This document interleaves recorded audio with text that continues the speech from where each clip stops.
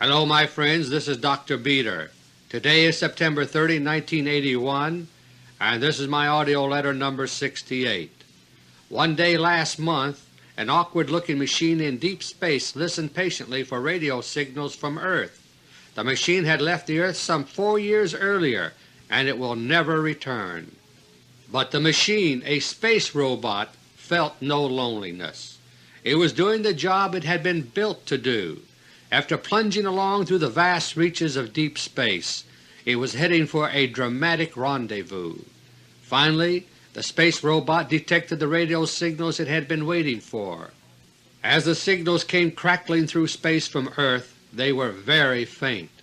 They had taken nearly an hour and a half to arrive, due to the astronomical distance involved. Even so, the space robot recognized the radio commands and obeyed them. It awakened, flexed its mechanical arms, and opened its television eyes, and it radioed back to Earth that it was ready for its awesome rendezvous in space. In Pasadena, California, the Jet Propulsion Laboratory announced to reporters that all was well. Voyager II was operating perfectly as it approached that spectacular planet of rings, Saturn. And equally important, Voyager II was right on course. It had been racing through space for 4 years and was nearly 1 billion miles away. That's over 10 times the distance from Earth to the Sun, and yet Voyager II was only 3 seconds off schedule after its 4-year journey. As the Voyager II space robot approached Saturn, it started speeding up. On August 25, Voyager II came within 63,000 miles of Saturn itself. That's only about 1/4 the distance from the Earth to the Moon. As it did so, it was traveling 3 times as fast as the alleged Space Shuttle in orbit. Then Voyager II raced outward again, passing through the mysterious rings as it went. For days, as Voyager II approached Saturn, flew past it, and then left Saturn behind, we got to see full-color pictures of what it saw. Once again, scientists and non-scientists alike wanted to know, might there be other life out there? The roiling, angry atmosphere of Saturn itself appeared to say, "No life here," at least no life that you and I can imagine. Then we saw pictures of the moons of Saturn. Scientists were puzzled and amazed by the surprises they saw. Each moon is different from the others, and yet as far as the question of life is concerned, it seems that they are all the same. Cold, frozen worlds and fragments of worlds, worlds covered with craters like the scars of a celestial smallpox, broken worlds having one impossible giant crater on one side and covered with shatter lines everywhere else. As far as life is concerned, Saturn turned out to be another Jupiter. Even if some of the building blocks of life are present here and there, no independent life seems to have gotten started there. Up to now, man's search of the Solar System seems to have turned up the same answer everywhere concerning life. Mars looks as if it may have held life long ago, but if so, apparently something destroyed it. Venus is a rich planet in many ways, but due to its heat and other factors, the richness of Venus apparently does not include native life. As for Mercury, the innermost planet, the prospects look even more dim. Mercury is so close to the Sun that it is believed there could be rivers of lead on the sunward side. As I say these words, Voyager II is once again plunging through the trackless void of deep space. Next stop, Uranus, 5 years from now. If Voyager II survives that solitary journey, it may teach us still more, but we don't need to wait that long to start drawing conclusions about our own spaceship, Earth. My friends, our beautiful planet Earth is unique in our solar system. It's just the right size to hold the atmosphere we need to breathe and to retain the water we need to drink. And it's just the right distance from the Sun. Much farther away and our planet would become too cold, much closer and it would become too hot. As it is, everything we need for life is present in a God-given balance. The other planets of our solar system are fascinating, spectacular, and perhaps even useful to man someday, but there is no other planet so useful, so beautiful, and so spectacular as the blue planet, planet Earth. Today, men obsessed by greed and lust for power are threatening to destroy what God created for you and me here on Earth. They are playing games of war with biological and chemical weapons, nuclear weapons, and genetic engineering. They are contaminating our world with hazardous wastes to satisfy their own selfish desires. The present-day pilots of Spaceship Earth are flying us all on a collision course with catastrophe. If they are not stopped, we have already seen our future through the robot eyes of Voyager II. The good Earth, our God-given home, will end up as a dead and broken world. My three special topics for this audio letter are: Topic number 1, the Reagan-Begin axis and expanding world crises. Topic number 2, deliberate delays in the Space Shuttle launch. And Topic number 3, the Reagan budget and corrupt economic plans. Topic number 1. Earlier this month on September 10, a two-day summit meeting between the United States and Israel ended here in Washington. Afterward, the entities Reagan and Begin gushed with words of mutual praise. It was as if the recent Israeli air warfare on Iraq and Lebanon had never happened. There was not a whisper to suggest that Washington was asking Israel to show any restraint in the future. Instead, there were glowing words about a major new enlargement of the strategic relationship between the United States and Israel. Officially, this new military relationship will focus on three major areas. One area of collaboration will be the stockpiling of American war material in Israel. Supposedly this will include everything from medical supplies to tanks and other weapons for the so-called Rapid Deployment Force. The stockpiling of American weapons in Israel is being presented to the public as if it were a new development, but the fact is that this has been going on in secret for years. I first reported about this in my audio letters as long as 6 years ago in the autumn of 1975. In AUDIO LETTER 6 especially, I reported the stockpiling of American weapons, including battlefield nuclear weapons, in Israel. They were there as part of the long-range preparations for the coming limited nuclear strike by Israel against the Saudi Arabian oil fields. Today, 6 years later, those plans are coming closer and closer to being carried out. The second major area of American and Israeli cooperation announced this month involves joint strategic planning and sharing of intelligence. Here again the public is being told that this will be something new, while in reality it is already established practice. When Israel destroyed the Iraqi nuclear plant last June with American F-16s, it was only part of a larger joint strategy. Likewise, the Reagan administration plan to sell AWACS radar planes to Saudi Arabia has the secret approval of Israel. It is intended to help give Israel the pretext, the excuse it needs for attacking the Saudi oil fields. I have reported in detail about these joint strategic plans by Israel and the United States in recent tapes. Likewise, I have reported in the past about other aspects of this ongoing joint military planning. My friends, there is nothing new about it at all. The Reagan-Begin team also proclaimed the initiation of a third major area of military cooperation. We are told that the military forces of the United States and Israel will start holding joint exercises and war games. As with the rest of the package deal, we're supposed to believe that this is something new. But the fact is that far more than practice exercises have been carried out already by Israel and the United States. Not mere exercises, but actual joint military operations have taken place several times in recent years. Up to now, all of these joint military operations have been covert.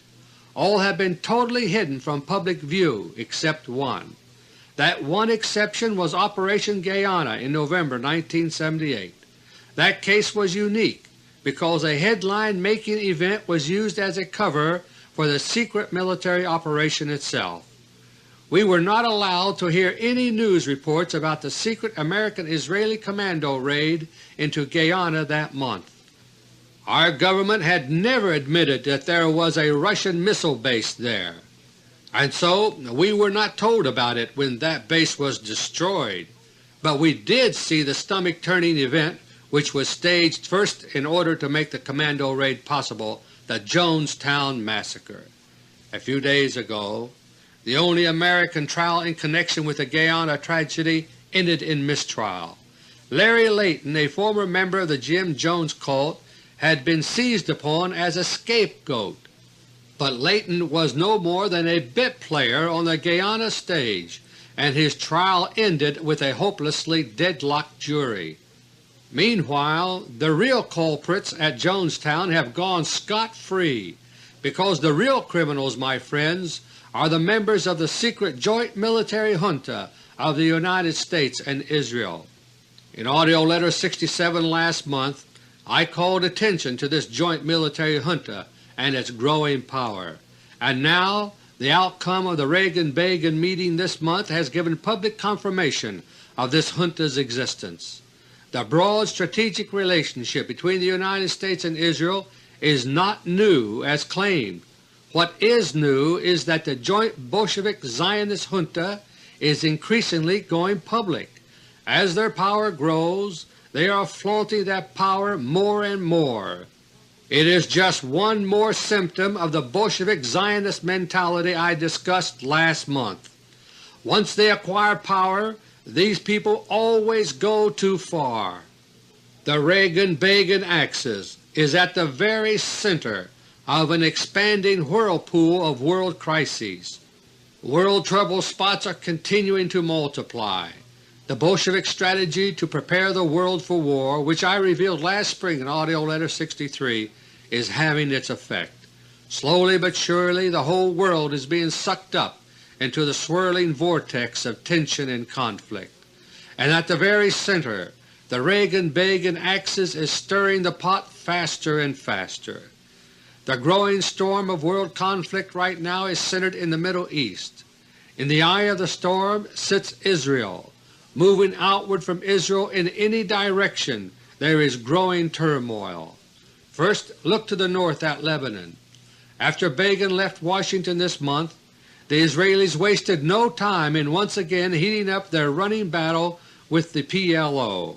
On September 17, a scant week after the Reagan-Begin meeting, there were two large bomb explosions in northern and southern Lebanon. As usual, PLO guerrillas were supposed to be the targets, but also, as usual, those who were actually killed by the Israeli blasts were mostly civilians, including many women and children. Those two bombings killed over 40 people and injured over 100. Their intended purpose was to provoke retaliatory raids against Israel by the PLO so that the Israeli government can shout about their enemy being the PLO menace. But the PLO has not yet obliged the Israelis by striking back. The Israelis are in a hurry to whip up new war tensions, so there have been more Israeli bombings in Lebanon in recent days, and they will continue. The Israelis intend to goad the PLO however long it takes to provoke a counterattack. Then when that happens, the resulting Israeli casualties will be big news in Israel and America. Prime Minister Begin will be seen speaking self-righteously of the unacceptable threat that continues to come from the PLO, and he will make sure to mention Saudi Arabia as the real culprit for bankrolling the PLO. In this way, my friends, Israeli terrorism in Lebanon is actually being aimed at Saudi Arabia. Lately, the Israeli government has been talking about a permanent solution to the alleged problem of PLO raids against Israel.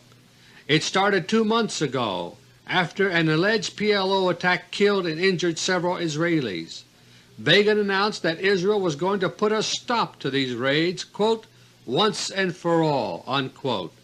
A few days later the Israeli Air Force horrified the world by its all-out bombing of Beirut and all of southern Lebanon. Now the Israelis are goading the PLO into striking again, and if they do, the Israeli government will say in effect that hitting guerrilla bases in Lebanon will never provide the permanent solution desired. Instead, Begin's accusing finger will point more and more at Saudi Arabia. My friends, it's all part of the build-up to the planned limited nuclear strike by Israel on the Saudi oil fields. Meanwhile, the Reagan end of the Reagan-Begin axis is hard at work on the planned AWACS radar plane sale to Saudi Arabia. That's intended to be just one more nail in Saudi Arabia's coffin by making Saudi Arabia look like a direct threat to Israel. As it stands right now, there's a chance that the AWACS sale will not be approved by Congress. This is a result of the hidden power struggle now dividing the United States government. But even if AWACS does not go through, the Reagan-Begin team have an ace in the hole. Britain has already promised to fill the breach if the AWACS deal falls through. If not AWACS, then the Saudis can buy a similar British plane called Nimrod, and for purposes of giving Israel a pretext for attack, Nimrod will serve very well indeed. In addition to Saudi Arabia, Syria is being drawn into the web of Israeli war plans by way of Lebanon. We Americans often forget that Syria, unlike Israel, has a legal right to be in Lebanon. The Lebanese government invited Syria into Lebanon to put a halt to fighting between the rightists and leftists of Lebanon itself. The Syrians are there as the main body of an Arab peacekeeping force, and, my friends, the Syrians have not been asked to leave. By contrast, Israel possesses no legal right whatsoever to conduct military operations of any kind in Lebanon. But to those who rule Israel, might makes right. Lebanon is weak and Israel is strong, so the Israelis consider it their right to attack real or imagined enemies at will in Lebanon. Late last April, Israeli jets shot down 2 Syrian helicopters. The Syrians, who I repeat are in Lebanon legally, responded by bringing anti-aircraft missiles into that area of Lebanon. The Israelis, who had no right to be there in the first place, immediately cried foul. A crisis erupted over the Syrian SAM missiles. For over 3 months now, the crisis over the Syrian missiles has been dormant. Israel has been busying itself in other ways. It has destroyed the Iraqi nuclear plant and carried out genocide raids against the residents of Beirut. In the meantime, the Syrian anti-aircraft missiles have not injured Israel, but now the Israelis are ready to stoke up trouble with Syria again. And so just in the past few days, the entity Begin has abruptly revived the Syrian missile issue. He is saying that they must be removed without delay. Otherwise, says Begin, Israel will not be responsible for the consequences. Can you imagine? If Syria can somehow be drawn into the vortex of Middle East war tensions, it will help bring Nuclear War I one step closer. Syria is a client state of Russia, with the closest ties to Russia of any Arab state. The Syrian SAM missiles in Lebanon are Russian-made. Should the Begin government engineer a military confrontation with Syria, Russia could not ignore it. And then there is Egypt. The entity known as President Sadat is being programmed now to self-destruct. In recent weeks he has suddenly shed the modern image which had been cultivated for Western eyes. Instead, now there is Sadat's crackdown on all opposition. It is his crackdown on religious opposition that has made most of the headlines, but there is more involved too. For example, special security police are now being planted on the university campuses of Egypt to squash any student protests against Sadat. For the moment, these tactics may appear to make Sadat's grip on his country more secure, but the longer-term effect will be the opposite. Like the late Shah of Iran, the entity Sadat will be undone by all these repressive tactics. It is only a matter of time before assassination politics puts an end to the Sadat era in Egypt. The end of Sadat, or the entity known as Sadat, will also spell the end of the Camp David Peace Accords, so-called. Other Arab leaders, including influential leaders in Egypt itself, are against the Camp David approach. The events now taking place in Egypt are setting the stage for collapse of the so-called Egyptian-Israeli Peace Treaty. As I detailed long ago in AUDIO LETTER No. 44, that was always the intention of those in the United States and Israel who brought about the treaty. As a former CIA operative revealed to me in this connection, quote, "To have a war, you first have to have a peace treaty. Then break the treaty and presto, war." Unquote. Already the contrived era of good feeling between Israel and Egypt is beginning to suffer. Earlier this month, on September 12, Egypt canceled a scheduled visit to Egypt by Israeli military officers. The reason? Israel's defense minister had said in public that Sadat will not be around long. Under the terms of the Egyptian-Israeli Treaty, Israel is scheduled to complete its withdrawal from the Sinai next April 1982. In the process, 2 large Israeli air bases in the Sinai will also pass into Egyptian hands. That is, if the treaty provisions are carried out. The demise of Sadat, or even a weakening of the present Egyptian government, may provide Israel with sufficient pretext not to withdraw. At the same time, plans are also being laid again to trigger a major incident in the Sinai. This was part of the plan I first made public 6 years ago, and it's once again part of the plan now. Lebanon, Syria, Iraq, Saudi Arabia, Egypt, all of these nearby Arab neighbors of Israel are in the front lines of the Reagan-Begin war maneuvering, but the whirlpool expands outward from there. When Israeli battlefield atomic weapons cap off Saudi Arabia's oil fields, it will send shock waves through the industrialized world. It will cripple the industrial heart of Europe. It will provide the excuse for gas rationing here in the United States as our country secretly shifts onto a war footing. And it will increase the strategic importance of oil-rich Iran just across the Persian Gulf. Under the so-called Khomeini regime, Iran is producing far less oil than its capacity. With Saudi Arabia gone, substandard production from Iran will seem intolerable to the world. On top of that, the Reagan administration will remind us of Iran's geographic location. Nestled along the strategic underbelly of Russia, we will be told that Iran is in danger. But to the Bolshevik military junta in America, Iran's real attraction is offensive in nature. Because of its location, Iran is an ideal base from which to attack Russia. It's no accident, my friends, that Iran is now heading down the road to civil war. For the past several months, top members of the Muslim ruling circles in Iran have been the targets of assassination, including several major bombing incidents.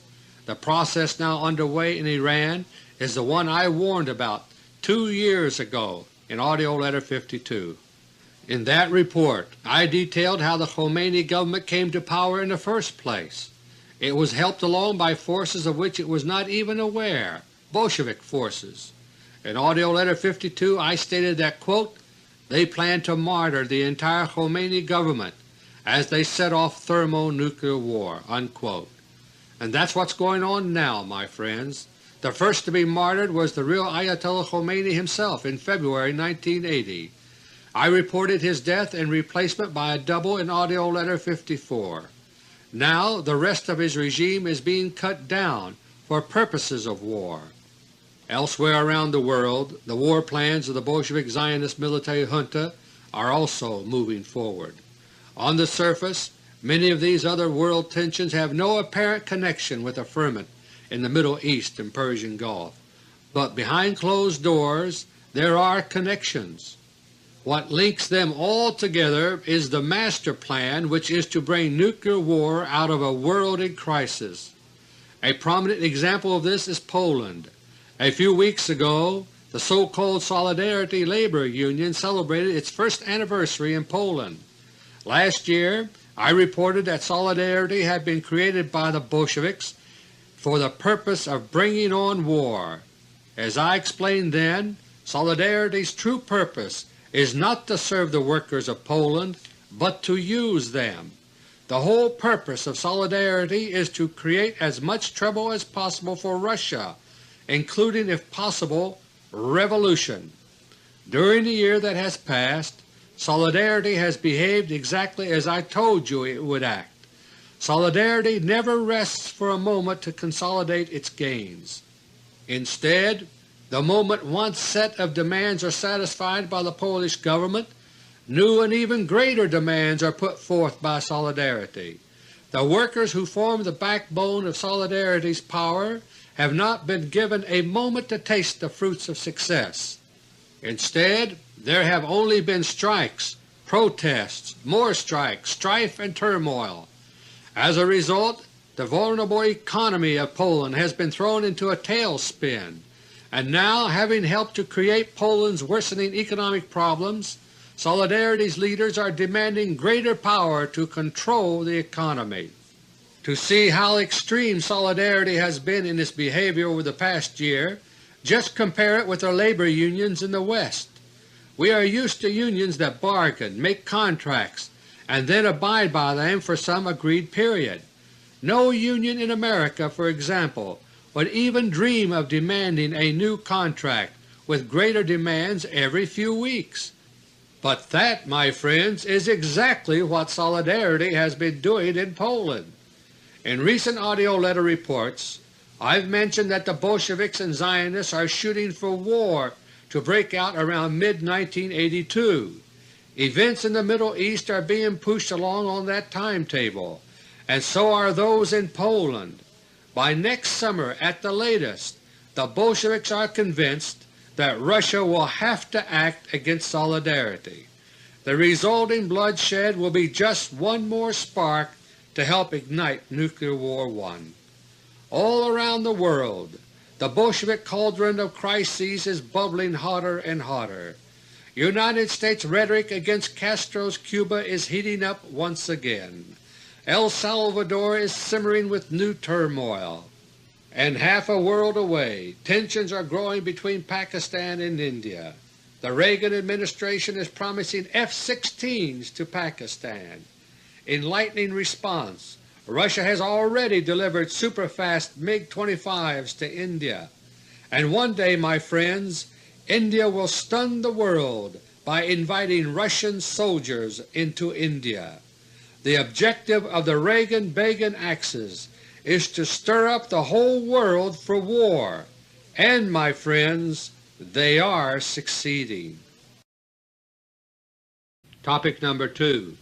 According to the schedule announced by NASA several months ago, today was supposed to be the launch day for America's second Space Shuttle flight. But once again, the Space Shuttle has suddenly started encountering new delays. The first delay was announced several weeks ago when the shuttle was rolled out to the launch pad at Cape Canaveral, Florida. The rollout took place on August 31, 5 days behind schedule. NASA spokesman said that the launch date was being moved back from September 30 to October 9. No big deal, they said, just a few minor bugs to be worked out. For the next few weeks, occasional news reports from the Kennedy Space Center continued to assure us that all was well with the shuttle. Then came September 22nd, and suddenly everything changed. we were told that just past midnight the previous night an accident had occurred on the launch pad. Supposedly the mishap took place while the control rockets in the nose of the Space Shuttle were being fueled up. NASA spokesman said that nitrogen tetroxide oxidizer was spilled on the outside of the shuttle, affecting several hundred of the critical thermal tiles. Those life and death tiles, my friends, are stuck to the shuttle with glue, and it was said that 60 or 70 of them fell off after the leak took place. In addition, perhaps 250 more tiles would have to be removed to check them for damage. Suddenly the October 9 launch date went out the window. As of now, NASA says that the launch will probably take place in late October or early November. But my friends, don't hold your breath waiting for that. These last-minute delays of the second Space Shuttle launch are the result of important divisions within the Space Shuttle program. If those divisions and arguments are not resolved soon, there will be still more delays. To understand what is happening right now at Cape Canaveral, it's necessary to remember what has happened up to now with the Space Shuttle. To begin with, it's essential to understand that the Space Shuttle is a military program wearing a civilian disguise. All kinds of potentially fascinating and valuable scientific space missions have been scrapped by NASA. Everything is being cut to the bone except the Space Shuttle program. Right now, NASA is trying to cancel a once-in-a-lifetime opportunity to intercept and study Halley's Comet in 1986. But at the same time, NASA is also talking about building a fifth Space Shuttle just to have a spare on hand. The reason the Space Shuttle is so crucial is that it is America's only hope for regaining military use of space. Up until 4 years ago this month, the United States had a secret military stranglehold on space. But in September 1977, the Soviet Union began a surprise offensive in space to change all that. And change it they did. The decisive turning point came on September 27, 1977. On that day, the secret American military moon base in Copernicus crater was put out of action. That was the outcome of history's first true space battle, the Battle of the Harvest Moon. It was a battle of beam weapons, and it took place in secret. And yet it was the most decisive battle of the 20th century, because from that moment on, my friends, Russia began seizing total control of the military use of space. When those secret events took place 4 years ago, the Space Shuttle program froze in its tracks. The hardliners then in control of the Kremlin had slammed shut the military door to space. Soon we started hearing excuse after excuse for delays in the Space Shuttle. Especially there were all those stories about problems with the thermal tiles of the shuttle. Years passed and the shuttle stayed grounded. Meanwhile America's military capability in space withered. In October 1977, Skylab was shot down by a Russian Cosmos interceptor. Skylab had been a vital way station in America's secretly continuing moon program. By destroying it, Russia made sure that America's eviction from the Moon was permanent. Meanwhile, the Russians themselves began landing on the Moon without public fanfare. For nearly 4 years now, Russian beam weapons have been stationed on the Moon pointed at the Earth. When the Russians shot down Skylab, they did so over the United States. The result was a giant fireball breaking up into pieces. It was seen in half a dozen states from Texas to Missouri. NASA waited a week or so for headlines about the mysterious fireball to die down. Then it began a long drawn-out cover-up of the Skylab debacle. NASA pretended that Skylab was unexpectedly sinking from orbit, and just for good measure they also pretended that the Space Shuttle might be able to save Skylab. It all sounded good to an unsuspecting public, but the shuttle stayed grounded, and at last NASA pretended that Skylab had crashed half a world away over the Indian Ocean. In addition to Skylab, the United States lost its space reconnaissance capabilities to Russian Cosmos interceptors. By the spring of 1978, the United States no longer had any spy or early warning satellites gathering information over Russia. From time to time since then, spy satellites have been launched by the United States. Some of these have succeeded in gathering intelligence briefly over other areas of the world, but as soon as they pass over the Soviet Union, they are always destroyed.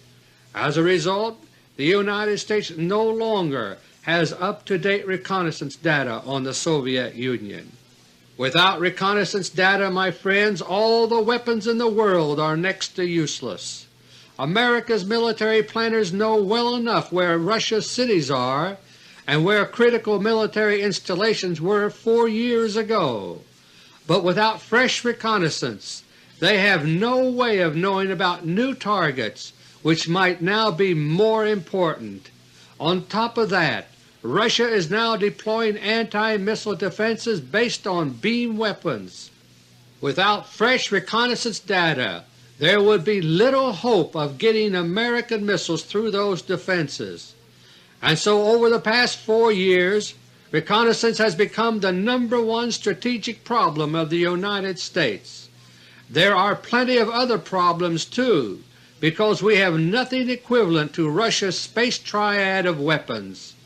But without reconnaissance, even the weapons we do have are of little use. The Bolshevik military planners here are determined to launch a nuclear first strike against Russia, come what may. I have reported many details about that in the past and will not go into it again right now. But with that in mind, they have been doing everything they can think of to solve the critical reconnaissance problem. One of their earliest and most desperate ideas was one which took place in April 1978. I reported the details in AUDIO LETTER No. 33. The American CIA, working closely with its counterpart the Korean CIA, arranged for a civilian airliner to be used for intelligence gathering. That was the case of Korean Airlines Flight 902. You may recall it took off from Europe for the United States but flew into northern Russia instead. It was secretly equipped with special photographic and electronic intelligence gear and flew into some of the most sensitive airspace in all of Russia. In effect, the unsuspecting passengers were used as hostages to discourage the Russians from shooting it down right away.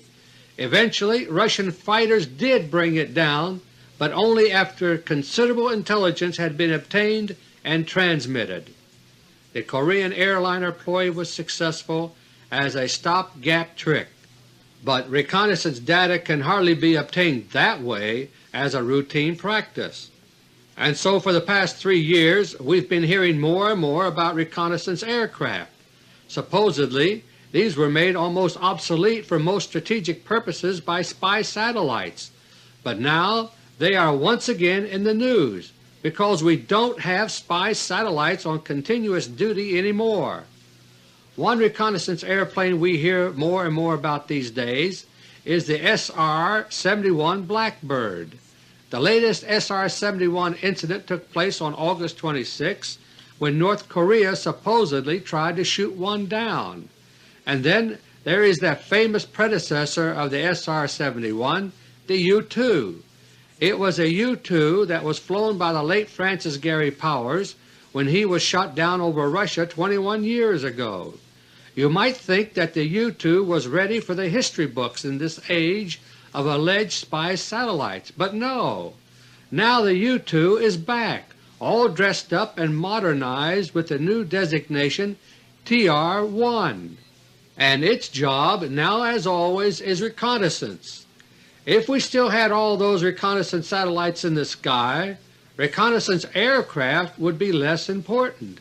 Naturally the Bolsheviks here try not to let you suspect the truth about our missing satellites, but every now and then there are hints about the truth in the news. For example, only yesterday the Defense Department released a new 99-page propaganda booklet titled Soviet Military Power.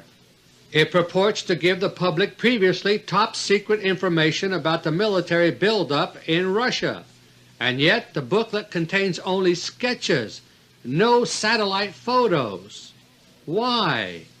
Because the Defense Department does not have any up-to-date satellite photos of Russia. Our spy satellites are long gone. Up to now the secret Bolshevik military planners here have been making do with inferior methods of reconnaissance, but before they set off Nuclear War I, they want better reconnaissance data on Russia. They have only one tool that offers any hope of doing the job, and that is the Space Shuttle.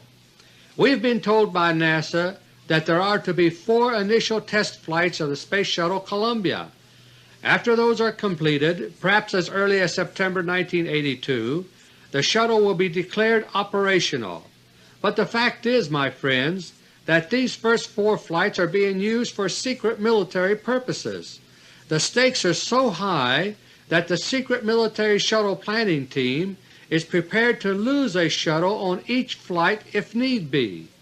Before the Columbia lifted off from Cape Canaveral last April, 3 more identical orbiters were already in existence. They are hidden away in a remote hangar at White Sands Missile Range in New Mexico. The primary goal of the secret military shuttle flights is the one I detailed in AUDIO LETTER 62. They are trying to use the Space Shuttle to orbit a sophisticated new spy satellite to fly over Russia. It's an armored laser-firing satellite designed to survive attacks by Russian space weapons long enough to radio back reconnaissance data. After that, the Bolsheviks here will be ready to set off the American nuclear first strike against Russia. In order to carry out reconnaissance over Russia, a spy satellite has to fly far to the north. That kind of orbit is far different from that which is publicly claimed for the Space Shuttle. As a result, a shuttle returning to Earth after deploying a spy satellite is unable to land at the advertised time and place. Instead, the shuttle we see taking off from Florida is scheduled to land out of our sight at a secret location in Western Australia, that is, if it survives the flight. Meanwhile, a different shuttle, the Training Shuttle Enterprise, is shown on TV landing right on schedule at Edwards Air Force Base. When the Columbia blasted off from Florida last April, it was attacked and destroyed by Russian space weapons, as I detailed in AUDIO LETTER 64. But the Training Shuttle Enterprise, relabeled Columbia, thrilled the public by racing in from the sea and landing in California. The covered exit vehicle was wheeled up, and it was made to appear that astronauts Young and Crippen walked out. The public perception was maintained that the mission had been a success, but it was actually a catastrophe even worse than the Bolsheviks here had thought possible. The military shuttle planners were thrown into disarray over what to do next. In AUDIO LETTER 65 3 months ago, I described their disagreements and what they finally decided to do. After delaying for a week or so, they sent the Training Shuttle Enterprise to Florida in order to buy some time. It is the Enterprise, a training shuttle not intended for orbital flight, that is now on the pad at the Kennedy Space Center. When the secret military shuttle team sent the Enterprise to Florida, they were planning to use it in an intentionally aborted launch. That is, their plan has been to launch the Enterprise, then let one of its engines shut down early. That would lead to a return of the Enterprise to Cape Canaveral only minutes after its takeoff. By staging this show, the shuttle planners were expecting to keep the program alive in the public eye. Meanwhile, they would use the time to make modifications to the next shuttle mission plan to give it a better chance of success. As it stands now, the Shuttle Enterprise is still programmed for an artificial abort shortly after takeoff. But the arguments among the shuttle planners which I reported last June have multiplied during the summer. Several members of the group are getting very cold feet over the deliberate abort plan. They are saying, suppose something we don't plan causes real damage to the Enterprise. Suppose Ivan decides to blow it out of the sky even though it is still in camera range. We have to have the Enterprise for the public return segment after each mission. What if we lose it? Other shuttle planners are expressing a completely different worry. This second group is not worried about the Russians shooting down the Enterprise because it will pose no threat to Russia. What they are worried about is the public relations impact of an aborted takeoff. It has even been suggested that a full orbital launch of the Enterprise ought to be considered. The Enterprise could not do anything once it got into orbit because the cargo bay is occupied by special fuel tanks, but the viewing public would never know that, thanks to the simulation films which could be broadcast. And as for re-entry, the Enterprise is covered with the same system of thermal tiles as the standard shuttles. The first group say that that plan is not good because those tiles still have never been proven in full-fledged re-entry from orbit. The Columbia was supposed to do that last April, but it never got that far. The Enterprise might get past the Russians only to disintegrate on re-entry, and that, say the worriers, would be impossible to hide. It would stop the program. Out of all those arguments and others like them, only one consensus has emerged. The only purpose of sending the Enterprise to Florida was to buy time. Meanwhile, one of the 3 secret shuttles at White Sands is now being modified for the next mission. All NASA cares about doing now is to continue to buy time with the Enterprise for a while longer. Then somehow it will have to be returned to White Sands and the new shuttle will have to be brought to the Cape. And so for the moment at least, the Enterprise is being used to buy time through launch delays instead of an aborted launch.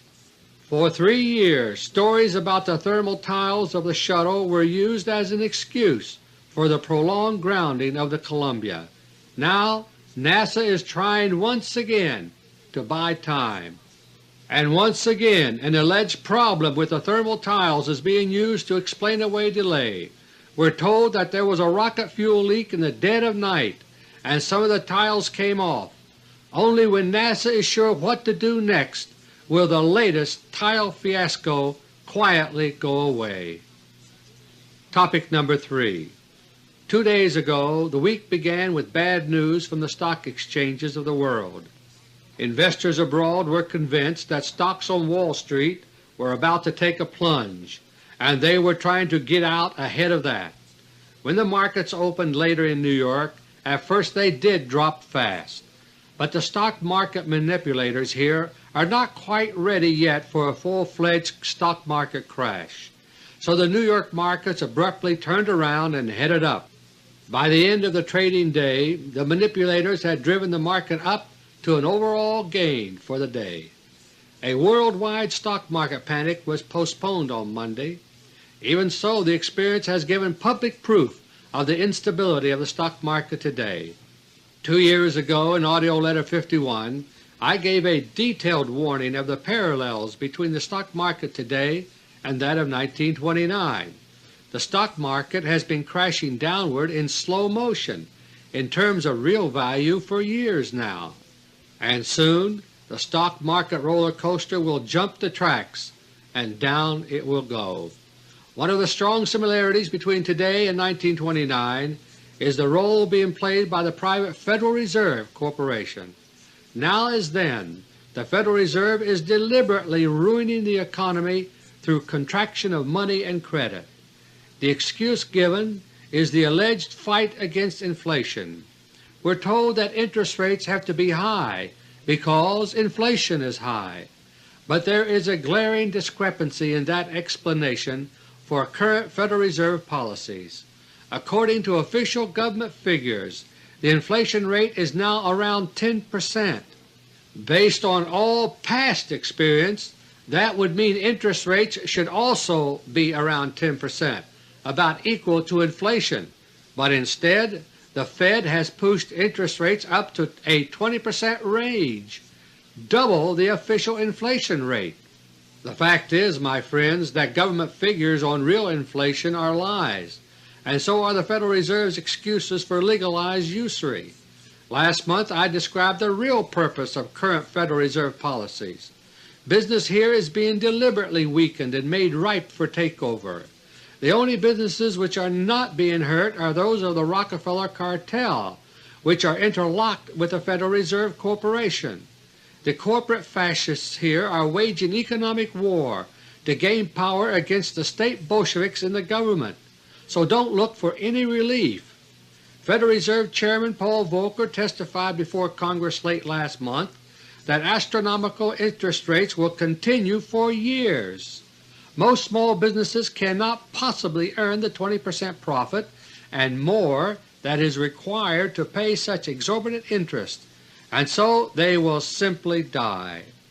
Meanwhile, Rockefeller cartel agents within the divided United States government are pressing ahead fast with another facet of their plan. Last month I gave an alert to watch for an alleged new gold standard to be proposed soon by the so-called Reagan administration. Sure enough, within the past few weeks talk of a gold standard has started mushrooming all around us. Suddenly letters to the editor are being published on this topic which would have been ignored a few years ago. Even the entity Vice President Bush is talking about returning to a gold standard, and Business Week has just published a cover story in its September 21 edition entitled, quote, "A Return to the Gold Standard, Why Reagan Might Try It, How It Would Be Done, How It Might Work." Unquote. So far the bogus gold standard plan is right on track. As I detailed last month, it would not be a real gold standard at all. It's only a gimmick to influence public perceptions about the dollar and to silence new questions about our missing gold. It's being designed to look good, but it's just another corrupt and cruel trick. My friends, corruption has become the only way our leaders know. The long-suffering American people always give the benefit of the doubt to every new President, and it's always in vain. The same is true of Congress today. The more they legislate, the more the country goes to the dogs. But while they are in office, we try to tell ourselves that surely they must be doing some things in our interest. Years later, after it is too late of course, sometimes we learn a little bit of the truth. A book comes out documenting the large number of bribes taken by a former President or a former Congressman is indicted for income tax evasion. But we always tell ourselves, surely it is different this time. We want to believe in our leaders, and so we rationalize away the lies, the double-dealing, and the corruption we see for as long as possible. Our leaders know this is how we think, and they use it against us. The entity President Reagan says we must put our economic house in order. Based on that excuse, domestic programs of all kinds are being cut down with a meat axe regardless of merit. Spending on warfare leaves nothing for welfare, and yet most foreign aid is going on untouched. The only exception to that is aid to truly needy countries of the Third World. They have no usefulness to the urgent plans for nuclear war, and so they are finding themselves out in the cold. But foreign aid to help prepare for war goes right on without let-up.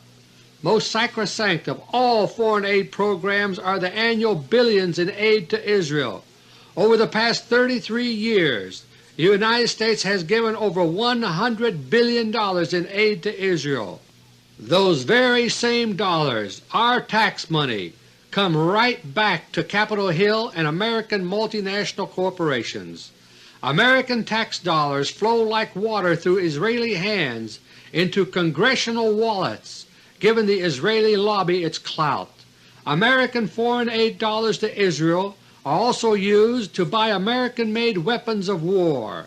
Those weapons will one day drag you and me into America's final war, Nuclear War I. If our leaders were serious about straightening out our economy, there are many things they could do.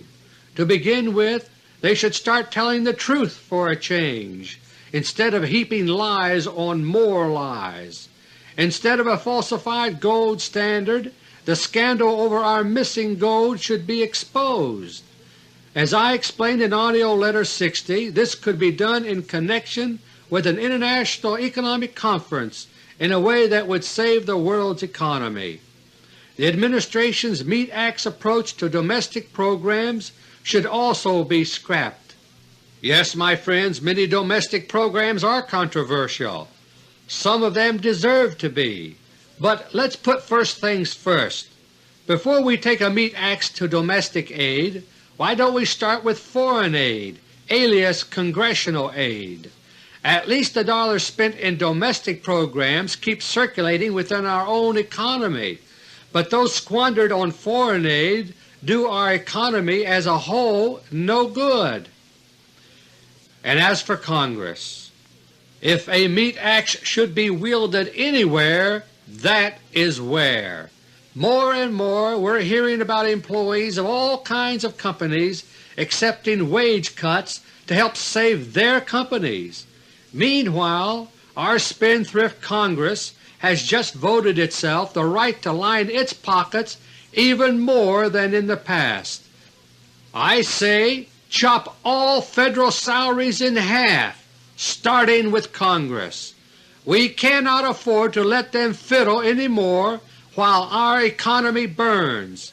It's time, my friends, to hold their feet to the fire. Now it's time for my last-minute summary. In this AUDIO letter I've tried to sound a warning that time is growing short, economically, politically, and militarily. Men of ill will and corrupt minds are piloting our world on a collision course with disaster. As Americans await the next Space Shuttle launch, a greater countdown is underway for Spaceship Earth. One day in January 1986, the Voyager II spacecraft is scheduled to be approaching the giant mystery planet Uranus.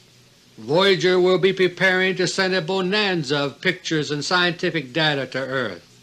But by then, will anyone be listening to Voyager here on Earth? The answer can be yes, my friends, if the truth of our Lord Jesus Christ becomes the guiding light for our troubled world. We must learn to build instead of destroy. We must learn peace instead of war, through universal neutrality and noble competition instead of conquest and intrigue. If we do not learn these things, there may be only silence on Earth by that winter of 1986. 9 years after its launch from the blue pearl of planet Earth, Voyager II could be radioing signals to a deaf, gray tomb of a world. That will leave Voyager itself carrying the final sounds of Earth on a platinum record as it drifts alone forever outward to the stars. Until next month, God willing, this is Dr. Beter. Thank you, and may God bless each and every one of you.